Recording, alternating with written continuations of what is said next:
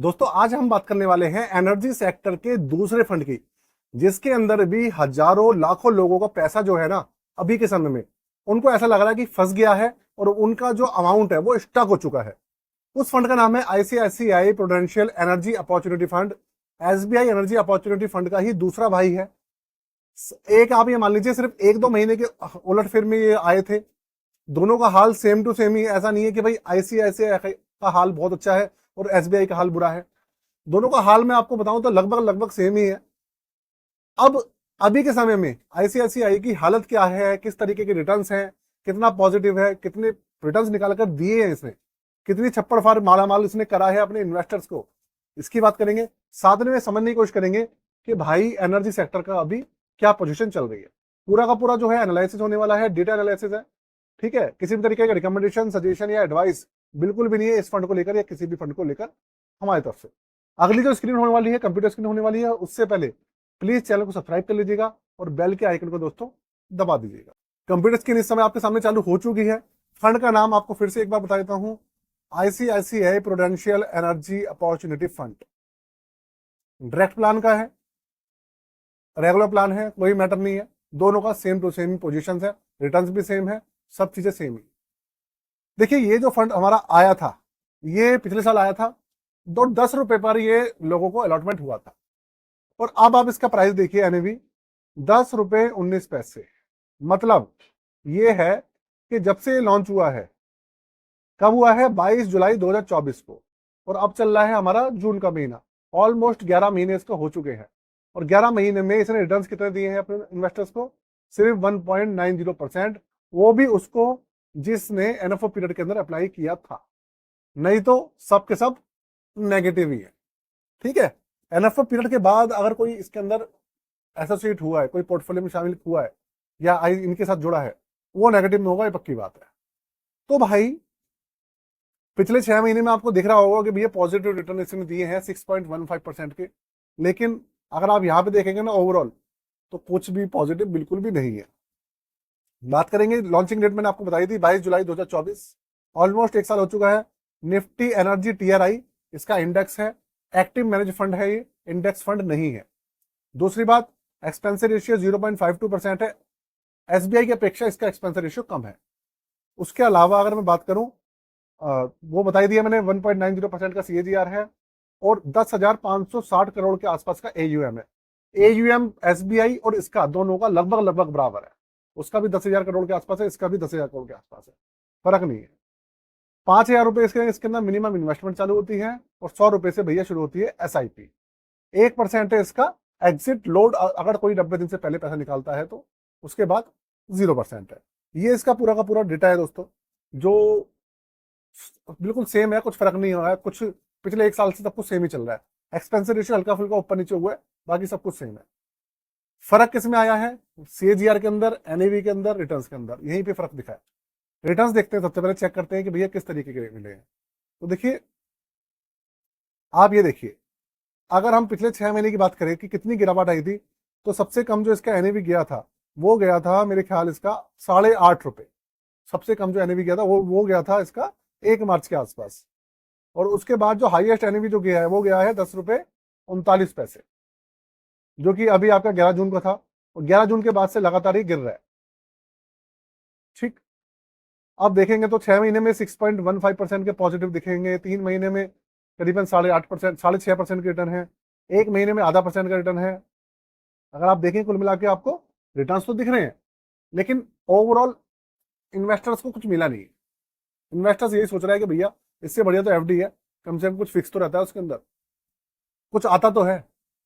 तो ये ठीक है, तो कुल मिला के इन्वेस्टर्स को कुछ मिला तो है नहीं भाई, ये तो पक्की बात है।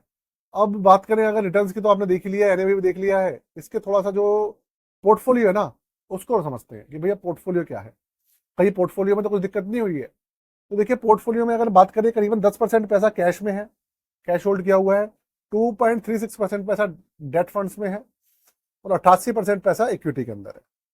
टोटल 49 स्टॉक्स है इसके अंदर। नाम के लिए वैसे एनर्जी सेक्टर का है, लेकिन 49 स्टॉक्स है, मतलब दूसरी कैटेगरी भी इसके अंदर ऐड की हुई है।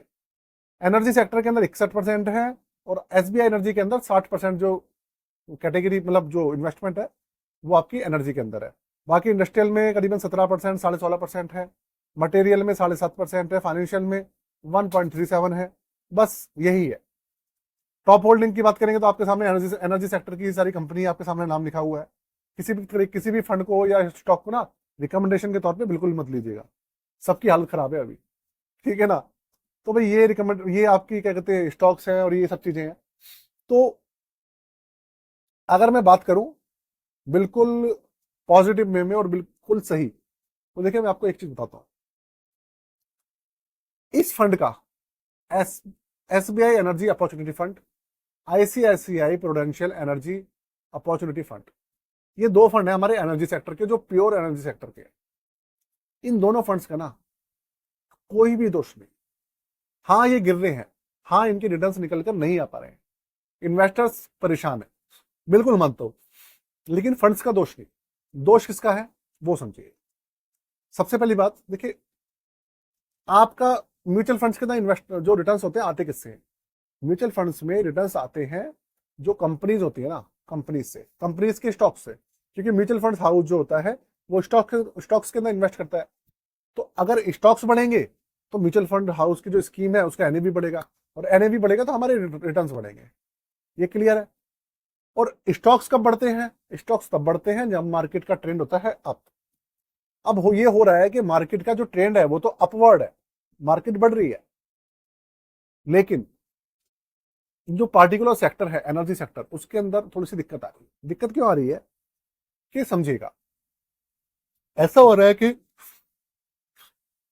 अभी तक अगर आप आज से एक दशक पहले जाते हैं तो जितने भी हमारे देश थे, यूरोप में ले लीजिए, चाइना, इंडिया, अमेरिका, 10-15 साल पहले सब ऑयल और गैस यूज करते थे।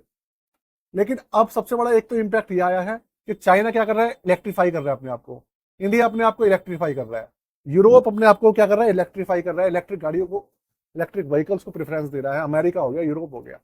एक तो काफी इंपैक्ट इस चीज का पड़ा है, ठीक है। जो इंपैक्ट पड़ा है तो देखिए कंपनी जो है उनके ऊपर तो फर्क पड़ेगा पड़ेगा, लेकिन इन सब चीजों का इंपैक्ट पड़ा है, लेकिन इतना ज्यादा इंपैक्ट नहीं पड़ा है। 10-12%, 15% इंपैक्ट पड़ा है इसका ओवरऑल में।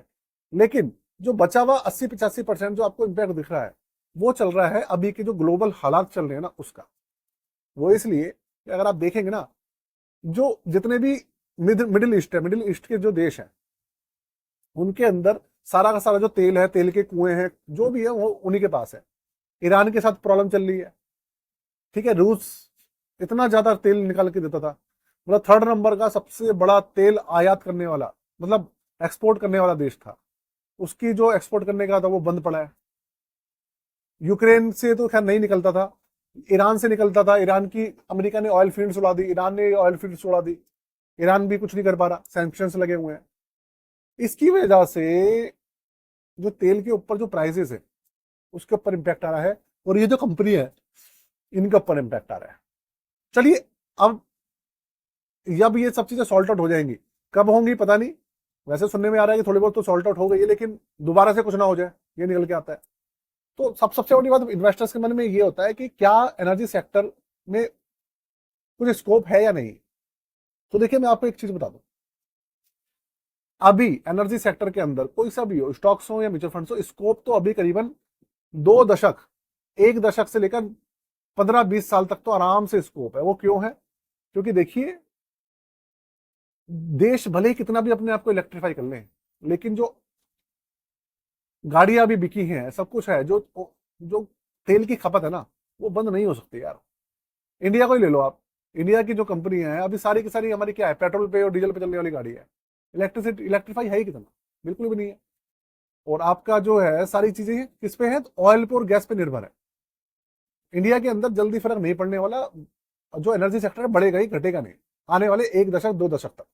हाँ उसके बाद इंपैक्ट आपको देखने को मिलेगा, लेकिन अभी नहीं मिलने वाला। तो एनर्जी सेक्टर के अंदर ग्रोथ तो है, इसमें कुछ वाली बात नहीं, लेकिन अभी थोड़ी सी प्रॉब्लम चल रही है। तो अगर आप लोग अगर ये टाइम पीरियड निकाल लेते हैं जिसमें प्रॉब्लम चल रही है, तो उसके बाद आपको अच्छी खासी बढ़त भी देखने को मिलेगी इस सेक्टर के अंदर, इस म्यूचुअल फंड्स के अंदर भी। जितने भी म्यूचुअल फंड्स हैं, स्टॉक्स हैं, उनके अंदर आपको बढ़त भी देखने को मिलेगी, ठीक है। तो ये मेरा ओवरव्यू था जो मैंने आपको दिया सेक्टर के बारे में। आपको कैसी लगी वीडियो जरूर बताइएगा। चैनल को सब्सक्राइब कर लीजिएगा और बेल के आइकन को दबा दीजिएगा। साथ में अगर आपको हमारी पोर्टफोलियो सर्विसेज लेनी है तो डिस्क्रिप्शन में व्हाट्सएप नंबर है, पे उस पर कॉन्टैक्ट कर लीजिएगा। पोर्टफोलियो रिव्यू के 999 चार्ज है, नया पोर्टफोलियो बनवाना है उसके भी 999 चार्ज है। एक बार डिस्क्रिप्शन चेक कर लीजिएगा। आज के लिए दोस्तों जय हिंद, वंदे मातरम।